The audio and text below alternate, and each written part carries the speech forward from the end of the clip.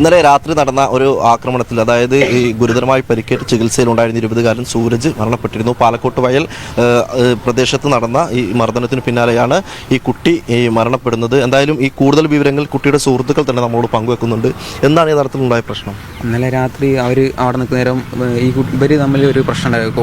കോളേജിൽ പ്രശ്നങ്ങളൊന്നുമില്ല. അവർ രണ്ടാളും ഒരു കോളേജിലാണ്. അതിൽ ഇവനെ കണ്ടപ്പോൾ ഇവനോട് നിൽക്കുന്ന പ്രശ്നം ഉണ്ടോയെന്ന് വെച്ചാൽ അവിടുന്ന് ഈ തെര സ്ഥലത്തേക്ക് വന്നാൽ അവർ അവിടെ വെച്ചെന്തോ പ്രശ്നം ഉണ്ടോയെന്ന് വെച്ച് അപ്പം പറഞ്ഞില്ല പ്രശ്നങ്ങളൊന്നുമില്ല.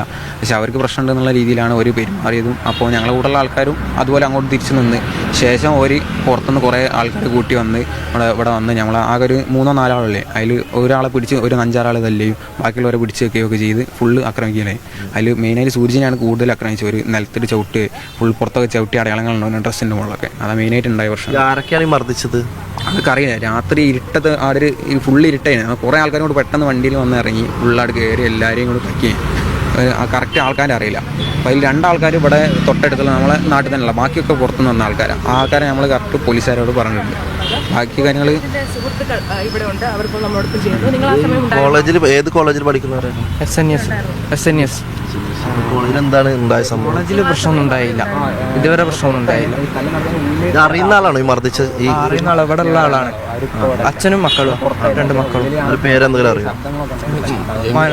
വിജയ്, അജയ്, മനോജ് എന്ന അച്ഛൻ്റെ പേര്. ഇവരല്ലാണ്ട് വേറെ ആരൊക്കെ ഉണ്ടായിരുന്നു?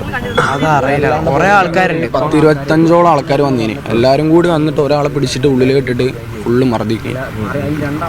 ചെറിയൊരു പ്രശ്നം കോളേജിലുണ്ടായിരുന്ന കുട്ടികൾ തമ്മിലുണ്ടായിരുന്ന ഒരു തർക്കം, ചെറിയൊരു തർക്കമാണ്. അതിപ്പോൾ ഇങ്ങനെ ആയി. മുതിർന്ന ആൾക്കാർ ഇടപെട്ടത്. മുതിർന്ന ആൾക്കാർ അവൻ്റെ അച്ഛനുൾപ്പെടെ കുറേ ആൾക്കാരുണ്ടായിന്. കുറേ മുതിർന്ന ആൾക്കാരുണ്ട്. എല്ലാവരും കൂടി വന്നിട്ട് ഒരാളെ പിടിച്ചിട്ട് ഉള്ളിൽ ഇട്ടിട്ട് എല്ലാവരും കൂടി ചവിട്ടി കൂട്ടി ഇങ്ങനെ നിലത്തിട്ടിട്ട്